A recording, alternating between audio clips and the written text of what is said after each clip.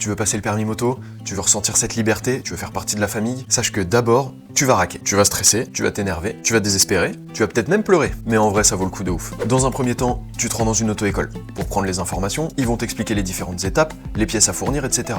C'est un petit peu la base, c'est un petit peu leur métier.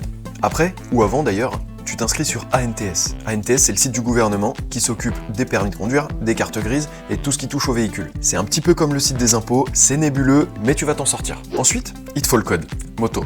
Oui, parce qu'avant, il n'y avait qu'un seul code de la route, puisque c'était la même route. Mais maintenant, tu as le droit à ton propre enfer. L'ETM, épreuve théorique moto.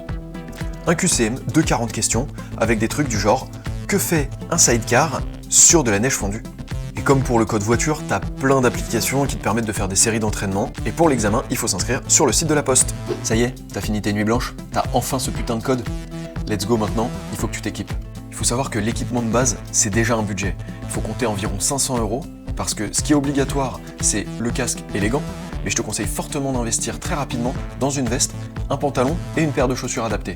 Pour la simple et bonne raison que, lors d'une chute, ce qui touche le sol en premier, c'est tes pieds, tes genoux et tes mains. Maintenant que t'es bien équipé, deuxième étape, le plateau. C'est ici que tu vas apprendre à ressentir la moto. Tu vas ressentir l'équilibre, l'effet gyroscopique, la vitesse, l'humilité aussi. Le plateau, c'est une épreuve qui regroupe plusieurs petites parties. On va commencer par un slalom lent, ensuite on va avoir un demi-tour arrêté, un freinage d'urgence, une partie avec un passager, un slalom rapide et enfin un évitement. Tu vois, c'est pas si compliqué. Il faut savoir que la majeure partie des heures du permis moto passe dans cette épreuve très technique et particulièrement stressante. Si t'es du genre à appréhender, le plateau ça peut vite devenir un calvaire.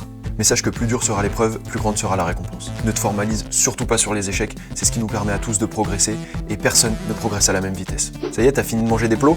On va pouvoir aller rouler? Étape 3, la circuit. Tu vas enfin rouler sur route. Cette épreuve, c'est la moins technique, c'est la plus simple, c'est l'équivalent du permis voiture. Sauf que là, le moniteur, il est pas assis à côté de toi, il est dans la voiture de derrière, il te donne des indications que tu comprends pas dans une oreillette qui te fait mal sous le casque. Cette épreuve, c'est 30 minutes sur route ouverte où il faut que tu fasses attention aux autres et où on va te donner des indications du genre tourne à gauche, tourne à droite, suis cette direction. Une fois qu'on maîtrise le véhicule grâce au plateau, c'est une formalité. Ça y est, t'as ton permis? Champion! Allez, prochaine étape, on va te trouver une moto. N'oublie pas de mettre le petit pouce, ça soutient de fou. Mets-nous en commentaire tes plus beaux souvenirs du permis et abonne-toi pour l'épisode 3.